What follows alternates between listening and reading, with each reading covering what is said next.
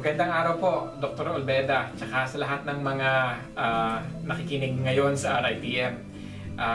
Unang-una po sa lahat, bumabati po ako kay Dr. Olbeda ng best wishes po and all the best in your retirement.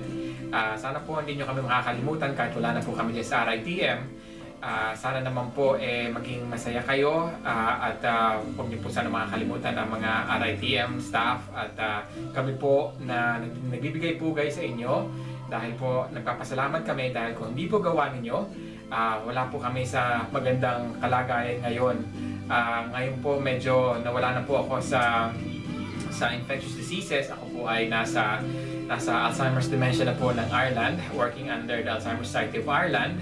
Ako po yung gumagamit ng latigo sa mga staff ko, nagpapastol ng mga puting kalabaw. Naku, hindi po sabihin sa kanila yan.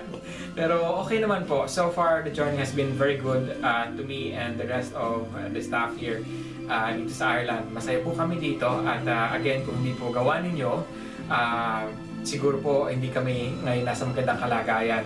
Anyway, short lang po ang aking speech at bumabati lang po na sana more power to you, and when you retire, sana po again huwag nyo kami kakalimutan at sana po pag napadpad kayo dito sa Europa, we will be very glad to welcome you here, especially in Ireland. So bumabati po uli kami at sana po pakigreet na rin po ang ibang mga staff sa RITM ngayon.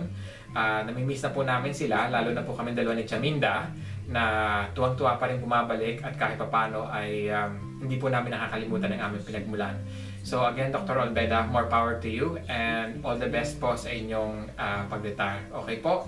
So goodbye sa inyong lahat, Dr. Olbeda. Maraming salamat po.